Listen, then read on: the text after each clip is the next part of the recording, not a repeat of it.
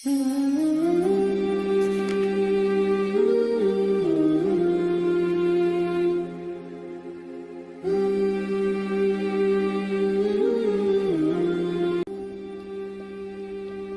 اللہ کا نام لے کر جو بڑا مہربان نہایت رحم والا ہے۔ ترجمہ سورۃ العبس یعنی عین با صاد۔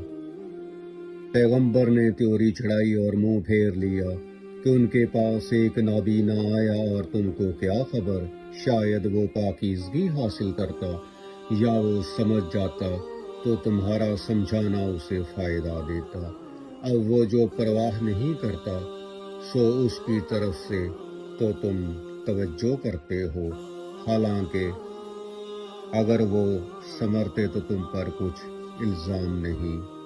اور وہ جو تمہارے پاس دوڑتا ہوا آیا اور وہ اللہ سے ڈرتا بھی ہے تو اس سے تم بے رخی کرتے ہو۔ دیکھو یہ قرآن نصیحت ہے، پس جو چاہے اسے یاد رکھے۔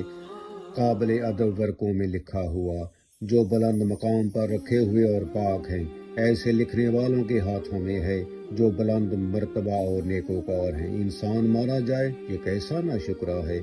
اسے اللہ نے کس چیز سے بنایا؟ لطفے سے بنایا، پھر اس کا اندازہ مقرر کیا، پھر اس کے لیے راستہ آسان کر دیا، پھر اس کو موت دی سو اسے قبر میں۔ اللہ نے اسے جو حکم دیا اس نے اس پر عمل نہ کیا، تو انسان کو چاہیے کہ اپنے کھانے کی طرف نظر کرے۔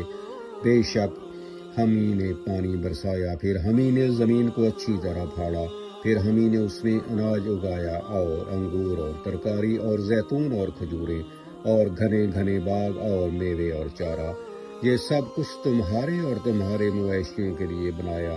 تو جب کانوں کو پھاڑنے والی آواز آئے گی اس دن آدمی اپنے بھائی سے دور بھاگے گا اور اپنی ماں اور اپنے باپ سے اور اپنی بیوی اور اپنے بیٹوں سے بھی۔ ہر شخص اس روز ایک فکر میں ہوگا جو اسے سب سے بے نیاز کر دے گی، اور کتنے چہرے اس روز چمک رہے ہوں گے۔ خنداں وشاں یہ نیکوکار ہیں، اور اس روز کتنے چہرے ایسے ہوں گے جن پر گرد پڑ رہی ہوگی اور ان پر سیاہی چڑھ رہی ہوگی۔